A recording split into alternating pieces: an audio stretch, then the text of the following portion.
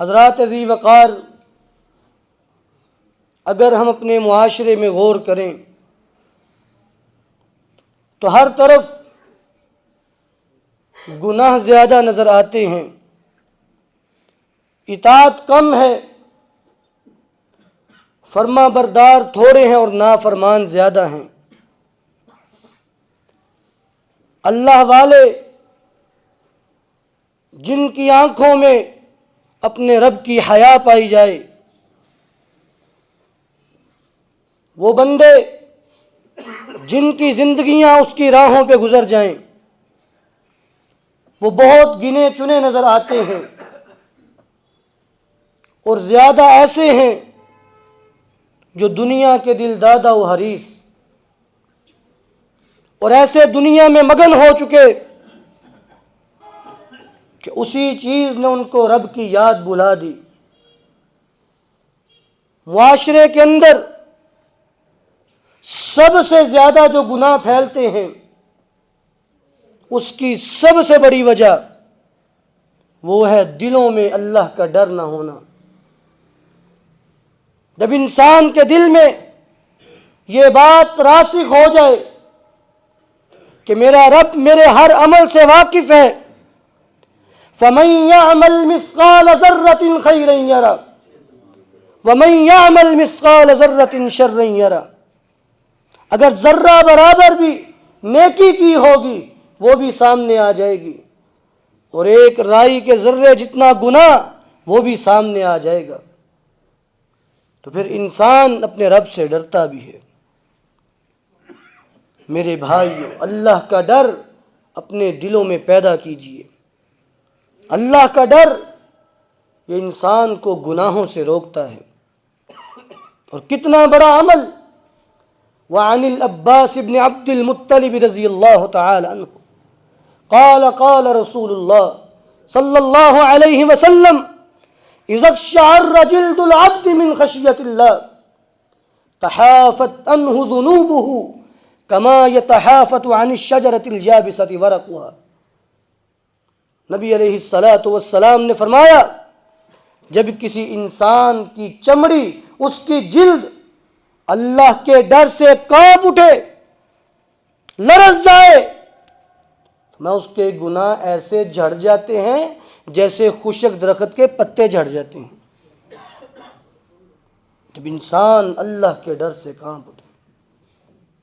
اسی بات کا ذکر اللہ رب العالمین نے قرآن کریم میں فرمایا، وَأَمَّا مَنْ خَافَ مَقَامَ رَبِّهِ وَنَهَى النَّفْسَ عَنِ الْهَوَىٰ، جو بندہ بھی اللہ کے سامنے کھڑا ہونے سے ڈر گیا اور پھر اپنے نفس کو خواہشات سے بچا کے رکھا، اپنی زندگی کو اللہ کے تابع کر دیا، فرمایا کہ یہی بندہ، اس کا ٹھکانہ جنت ہے۔ کیونکہ اگر آپ چاہتے ہیں کہ آپ کی آخرت کی زندگی آپ کی مرضی کے مطابق ہو، تو پھر آپ کی دنیا کی زندگی آپ کے رب کی مرضی کے مطابق ہونی چاہیے۔ اللہ کا ڈر، اللہ کا خوف۔ وعن بہز بن حکیم عن ابیہ عن جدہ رضی اللہ تعالی عنہ قال قال رسول اللہ صلی اللہ علیہ وسلم ثلاثۃ لا ترى اعینہم النار۔ نبی علیہ السلام نے فرمایا، تین آنکھیں ایسی ہیں جو کبھی جہنم کو دیکھیں گی بھی نہیں۔ جہنم میں جانا تو درکنار، جہنم کو دیکھیں گی بھی نہیں۔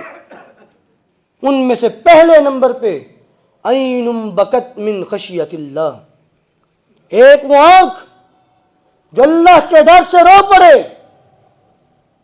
کبھی وہ وقت تھے ہماری مسجدوں سے آہوں اور سسکیوں کی آواز آیا کرتی تھی، جب حضرت عمر کے زمانے میں اور نبی علیہ السلام اپنی زندگی میں جب رات کو گشت کرنے کے لیے نکلتے، ہر گھر سے قرآن پڑھنے کی آواز آ رہی ہوتی، اور صحابہ کرام قرآن پڑھ کے رویا کرتے تھے اللہ کے ڈر سے۔ آج ہمارے دل آوارہ ہو چکے ہیں، ہماری نظریں بے حیا ہو چکی ہیں، ہمارے ذہن گندگی کی اماج گاہ بن چکے ہیں۔ وجہ کیا ہے؟ کہ ہمارے دلوں سے اللہ کا ڈر نکل گیا ہے۔ انسان کو اپنے رب کی حیا ہونی چاہیے۔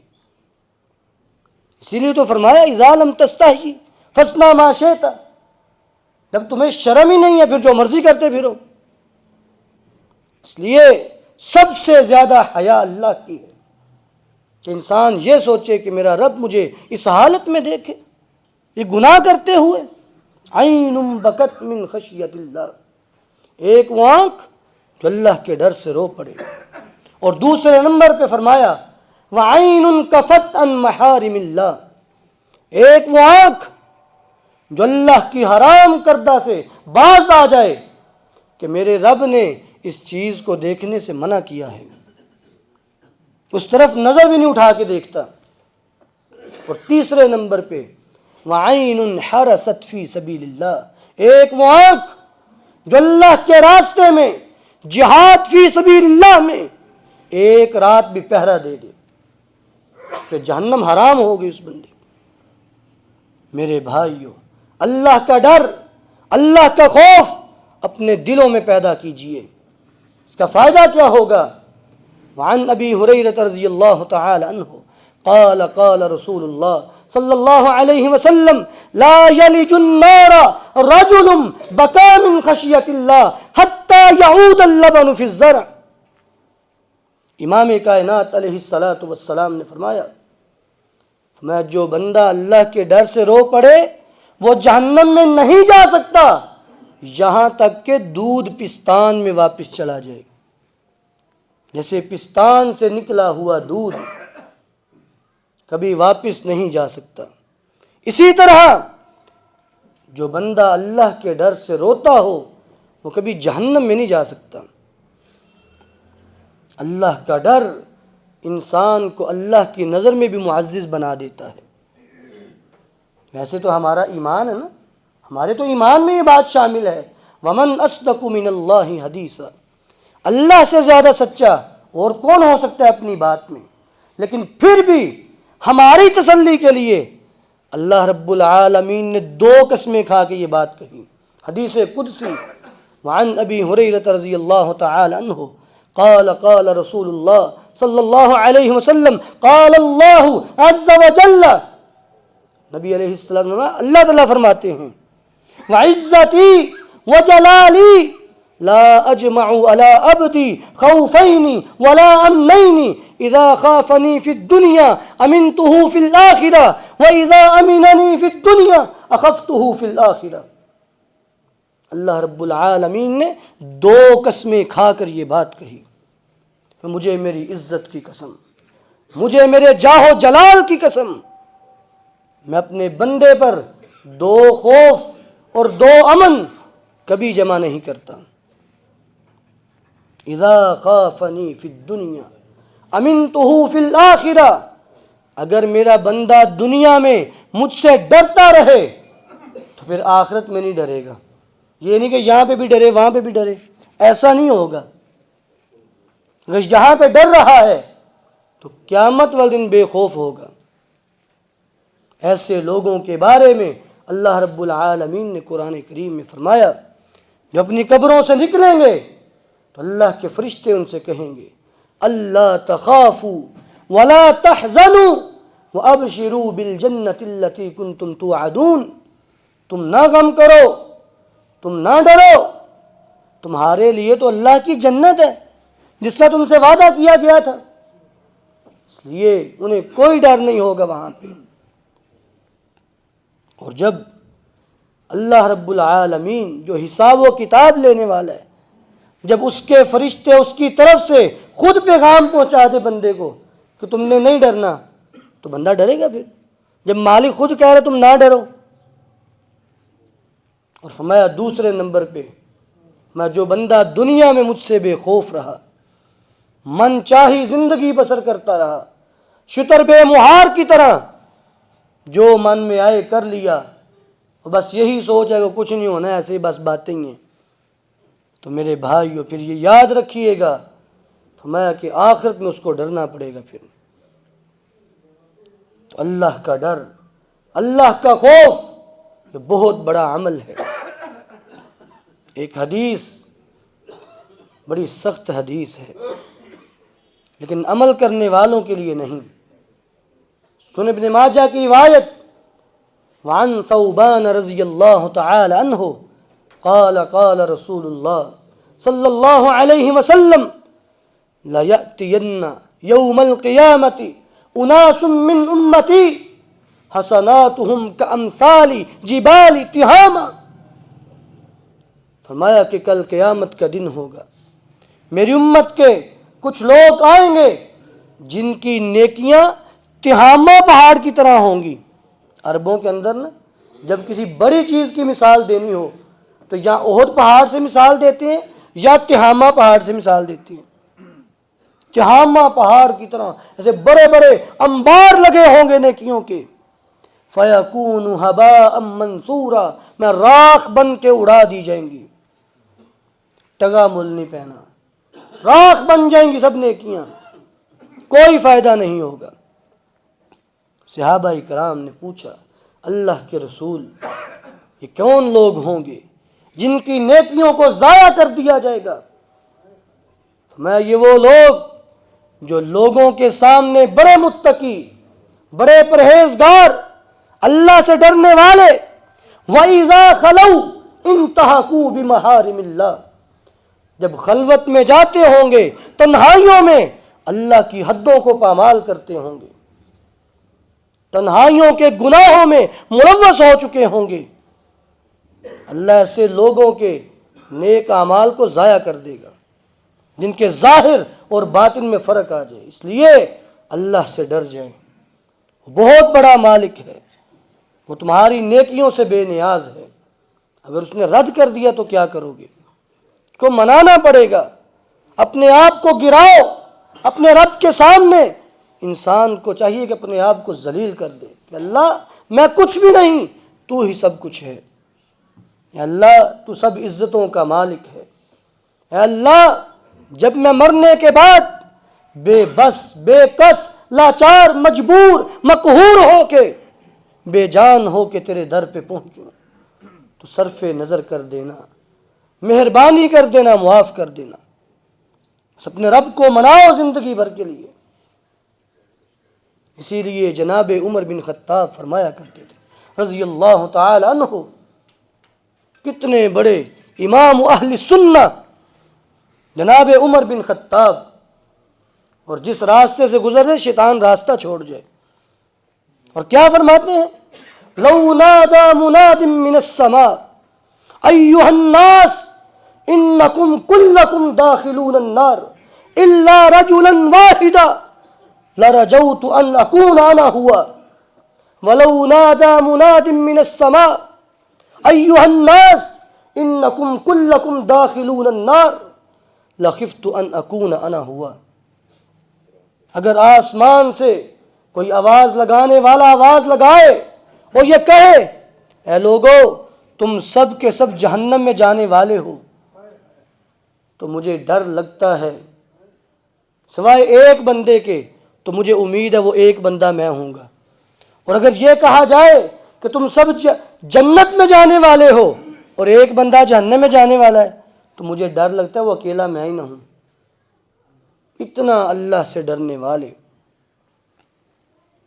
جامع ترمذی اور صحیح بخاری دونوں میں یہ حدیث موجود۔ وعن عبد اللہ بن عمر رضی اللہ تعالی عنہ قال جاء رسول اللہ صلی اللہ علیہ وسلم وآخذ بمنکبی، فرماتے ہیں میں مسجد میں بیٹھا ہوا، نبی علیہ السلام تشریف لائے، میرے کندھے سے پکڑا اور فرمایا کن فی الدنیا کأنک غریب او عابر سبیل، اے عبداللہ دنیا میں ایسے زندگی بسر کرو جیسے کوئی مسافر ہوتا ہے، جیسے کوئی اجنبی ہوتا ہے۔ وعد نفسک من اہل القبور، اور اپنے آپ کو اہل قبر میں شمار کیا کرو۔ اور پھر فرماتے ہیں جب بھی یہ حدیث بیان کرتے تو کہا کرتے تھے اذا اصبحت فلا تنتظر المساء واذا امسیت فلا تنتظر الصباح، جب شام ہو جائے تو صبح کی امید لگا کے نہ بیٹھے رہو کرو، عمل کرتے رہو. جب صبح ہو تو شام کی امید نہ لگاؤ. وَإِنَّكَ لَا تَدْرِي يَا عَبْدَ اللَّهِ مَا اسْمُكَ غَدًا، تم تو یہ بھی نہیں جانتے کل کو تمہارا نام کیا ہوگا.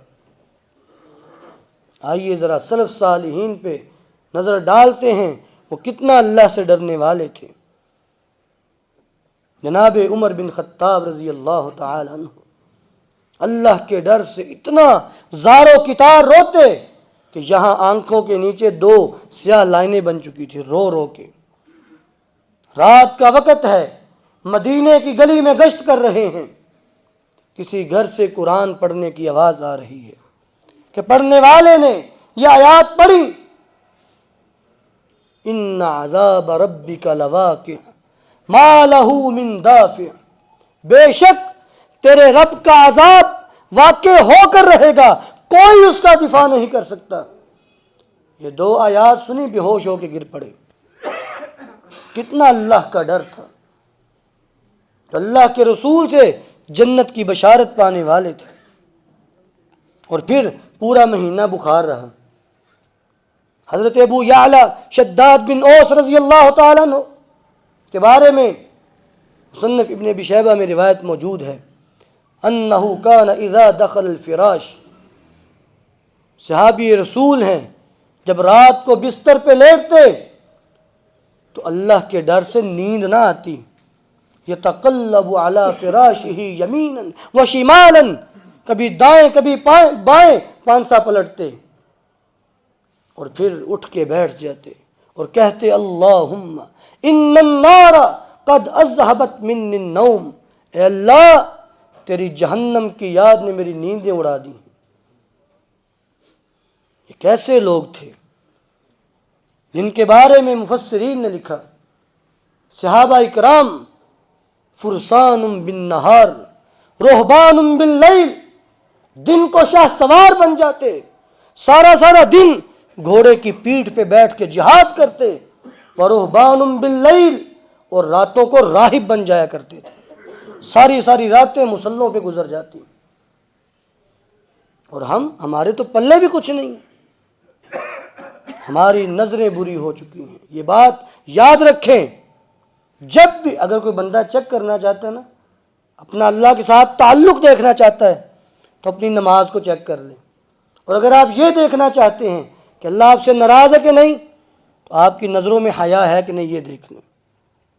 جتنی کسی بندے کی نظروں میں حیا ہوگی اتنا بھی وہ دیکھ لے اللہ اس سے راضی ہے کہ نہیں راضی. اسی لیے امام ابن قیم فرماتے ہیں اذا سقط العبد فی عین الرب، جب بندہ اللہ کی نظر میں گر جائے ابتلاہ اللہ بمحبت المردان، اللہ اس کو غیروں کی محبت میں مبتلا کر دیتا ہے. اس لیے میرے بھائیو اللہ کا ڈر اپنے دلوں میں پیدا کیجیے. امام سفیان ثوری رحمۃ اللہ علیہ، ان کو پیشاب کی جگہ خون آنا شروع ہو گیا. ان کا وہ خون لے کے ایک عقیراج نصرانی تھا طبیب، اس کے پاس لے کے گئے. اس نے دیکھا تو کہا کہ یہ کسی راہب کا خون معلوم ہوتا ہے. راہب جو اللہ سے ڈرنے والا ہو، خون دے کے پہچان لیا. اور فرماتے ہیں اپنے بارے میں کہتے ہیں کہ میں نے ایک دفعہ ایک عورت کو دیکھا تو 6 ماہ کی میری تہجد فوت ہو گئی. اور ہماری فرض نمازوں کا حال دیکھ لیجئے. اور ہماری نظریں جو ہر وقت اٹھی رہتی ہیں نا، بازاروں میں منہ اٹھا کے پھرتے رہتے ہیں. جو ایک بار دیکھے اس کی 6 ماہ کی تہجد ضائع ہو گئی. ہم تو تہجد پڑھتے ہی نہیں نا، فرض نمازوں کا برا حال ہوا پڑا ہے، وہ چھلنی ہوئی پڑی ہیں. تہجد تو اگلا مرحلہ ہے.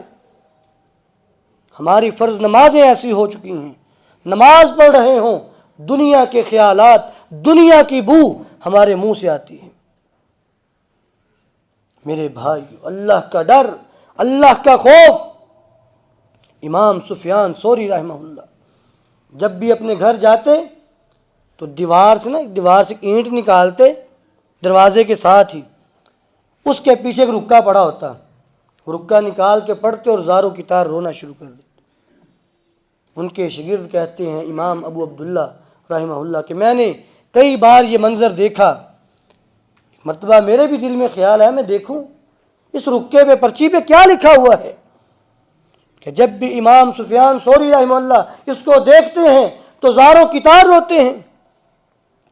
کہتے ایک دن میں گیا، میں نے وہی اینٹ نکالی، پتھر نکالا، اس کے پیچھے ایک رکا پڑا ہوا تھا، اور میں نے رکا کھولا، اس پہ ایک بات لکھی ہوئی تھی، اور وہ بات یہ تھی، سفیان اذکر وقوفک بین یدی اللہ، اللہ کے سامنے کھڑے ہونے کو یاد کرو، کہ جب میرا رب میرے سامنے ہوگا، میری زندگی کھلی کتاب کی طرح ہوگی، میں کیا اپنے رب کو منہ دکھاؤں گا؟ جو بندہ اپنے رب کے سامنے کھڑا ہونے سے ڈر گیا، اپنی اصلاح کر لی، میں ایسے بندے کے لیے اللہ نے جنت تیار کر رکھی ہے۔ اور پھر حضرت معاذ بن جبل رضی اللہ تعالی عنہ، 10 ہجری کی بات، نبی علیہ السلام نے یمن کا گورنر بنا کے بھیجا، جناب معاذ بن جبل رضی اللہ تعالی عنہ سواری پہ بیٹھے ہوئے ہیں، اور نبی علیہ السلام نے مہار پکڑی ہوئی ہے، اور اپنے شاگرد کو، صحابی کو مدینے سے باہر تک چھوڑنے کے لیے آئے، اور ساتھ ساتھ نصیحتیں ہو رہی ہیں، یا معاذ، کہا لبیک و سعدیک یا رسول اللہ، اللہ کے رسول میں حاضر۔ آپ نے پھر کہا یا معاذ 3 مرتبہ، تاکہ پوری توجہ ہو جائے۔ جب پوری توجہ ہو گئی پھر کہا یا معاذ لعلک الا تلقانی بعد عامی ھذا، اے معاذ ہو سکتا ہے یہ زندگی کی آخری ملاقات، ہو سکتا ہے جب تم دوبارہ آؤ تو میں اس دنیا سے جا چکا ہوں۔ فبکا معاذ جشعا لفراق النبی صلی اللہ علیہ وسلم، جناب معاذ بن جبل رضی اللہ تعالی نبی علیہ السلام کی جدائیگی میں، فراق میں پھوٹ پھوٹ کے رونا شروع کر دی، کہ اپنے محبوب سے جدا ہونے کا وقت ہے، دوبارہ ایسے چہرے دیکھنے کو ملیں گے کہ نہیں، رشک آفتاب و مہتاب، ایسا روشن چہرہ کبھی نظروں میں آئے گا کہ نہیں آئے گا۔ فاتح میں نے رونا شروع کر دیا۔ امام کائنات علیہ السلام نے فرمایا یا معاذ لا تبکی ان اول الناس بی یوم القیامت المتقون من کانوا وحیث کانوا، اے معاذ کل قیامت کا دن ہوگا، میرے سب سے قریب متقی لوگ ہوں گے، اللہ سے ڈرنے والے ہوں گے، من کانوا وحیث کانوا، میں جس مرضی قبیلے کے ہوں، جس مرضی برادری کے ہوں، جہاں سے مرضی آئے ہوں، جو جتنا ڈرنے والا ہوگا وہ اتنا میرے قریب ہوگا۔ اللہ رب العالمین ہمارے دلوں میں اپنا ڈر پیدا فرمائے، ہمیں گناہوں سے محفوظ فرمائے۔ سبحان ربک رب العزت عما یصفون وسلام علی المرسلین والحمد للہ رب العالمین۔